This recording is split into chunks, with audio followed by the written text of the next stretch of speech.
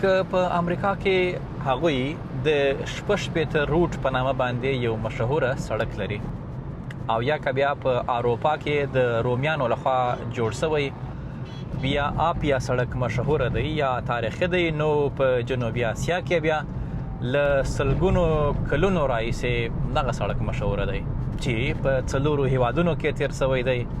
جی ټي سړک او یا بیا جرنیلی، پاچاهي او یا سوري سړک ورته وایي. زه خدای نور ناصر یم او نن مو په جی ټي روډ باندې هرکلی کوم. نن که راسره وئ په جی ټي سړک مو بیا یم.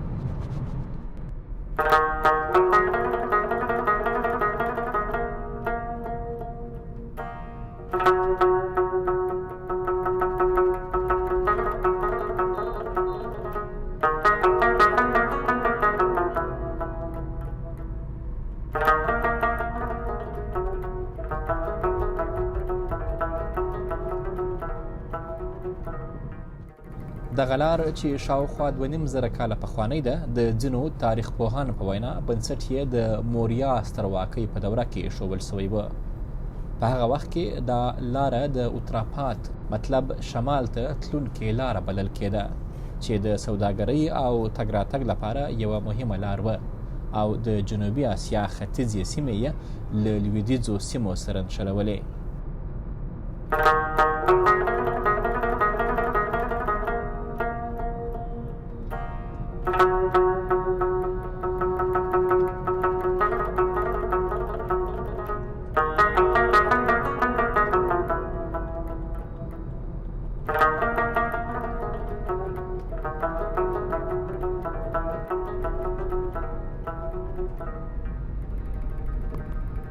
خو ځینې تاریخ پوهان بیا وایي تر شیرشاه سوري وړاندې دغه سړک نه و، بلکې یوازې لاره وه او زیاتوي د سړک نوښت د شیرشاه سوري و. نوموړي د همدې لارې په اوږدو کې د مسافرو لپاره سرایونه، د واټن نښې او د سیوري لپاره ونې ولګولې. وروسته بیا د ختیځ هند کمپنۍ او برټانوي حکومت په 19مه پیړۍ کې دغه سړک لا پسې معیاري کړ او همهغه وخت ورته د جی ټي سړک نوم ورکړل شو.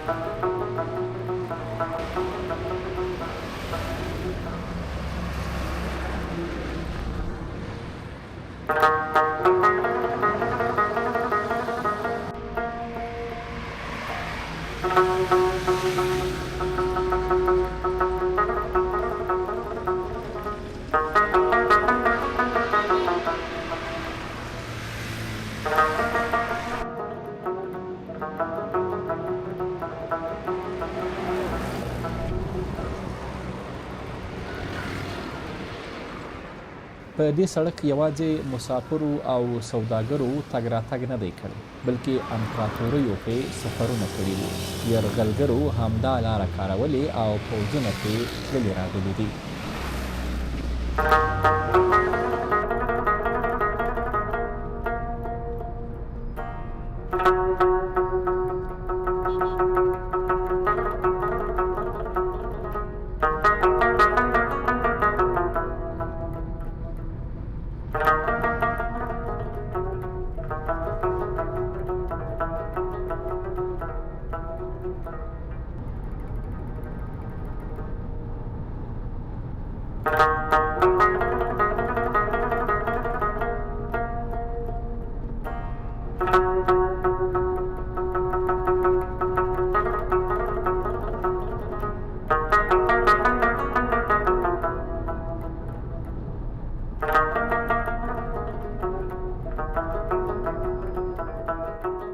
چې په جی ټي سړک باندې سفر کوي نو 2-3 شیان ډېر مشهور دي د خوراک لپاره. یو چای، خاص کر د شیدو چای د بیل بیل ټرکونو په هوټلونو باندې تیارېږي، او یا بیا چپلی کباب. که په دې سړک باندې سفر کوي او چپلی کباب ونه خوري او چای ونه کوي نو لکه چې سفر دې نه یې کړی. خو زه ما دا سفر هم کړی دی خو نه مو چای خوړلی دی او نه هم کباب خوړلی سم. کباب ته اوس راورسېدم او علت یې دا دی چې روژه ده.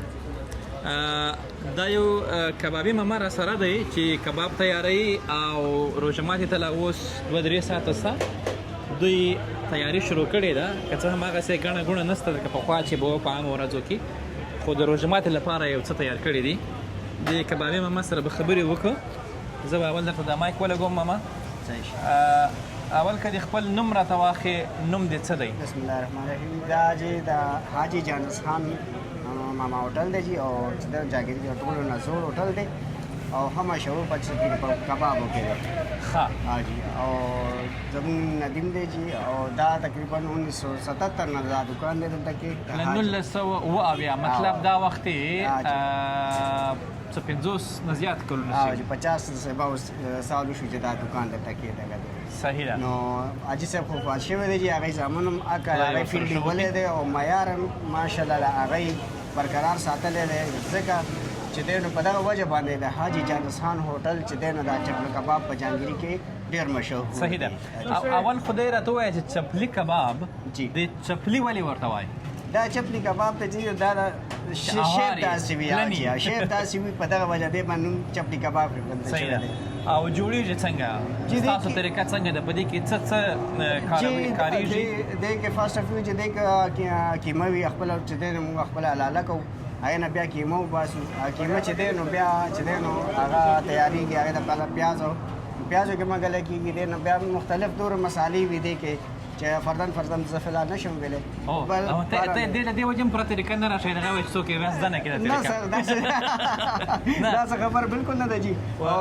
یوازې دا راته ووایه چې غوښه یې پکې کیمه جي غټه غوښه کیمه وي چې دی کې پیاز وي، ټماټر وي، دی کې چې دی نو بیا ګرمې مسالې بلاشې مسالې دي او لکه دی کې اناردانه شوه، چې دی نو اوچه دڼیا شوه، ګرمه مساله شوه او نور داسې بلاشې مسالې دي.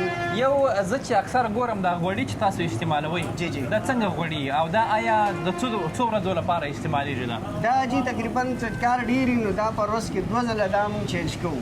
سهار چې دی نو لکه واچو نو بیا مازدیګر کې بیا دوباره چینج کوو، شام دپاره بیا دوباره ریفریش کوو، هغه موږ نوي تیل اچوو. نو په دغه وجه باندې دا تیل څومره اور لګېدلي ولې دی پسې اور الریډي لګېدلي دا خرابېږي او خراب دغه کې بیا کباب خوند نه کوي.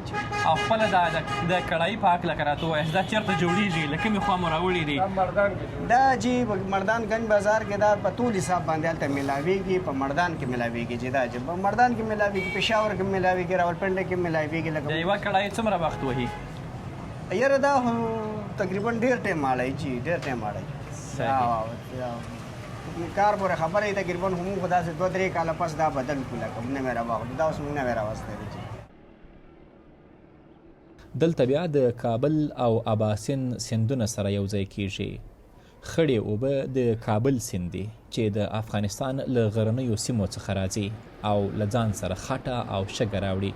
خو د اباسین سیند اوبه بیا رڼې وي ځکه چې دا سیند د تیبت له غرونو سرچینه اخلي او د اوږدې لارې په ترڅ کې یې اوبه تر ډېره رڼې او صفا کېږي.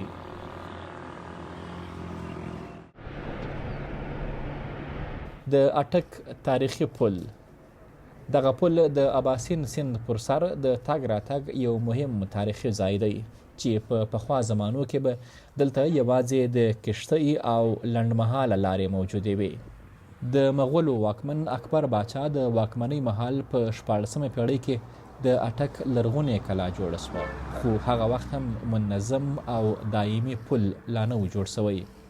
اوسنی اوسپنیز پل د برتانوي واکمنۍ مهال په 1883 میلادي کال کې جوړ شو چې د اورګاډو او موټرو دواړو لپاره کارېده. وروسته په 20مه پیړۍ کې د دې ترڅنګ د سړک پل هم جوړ شو.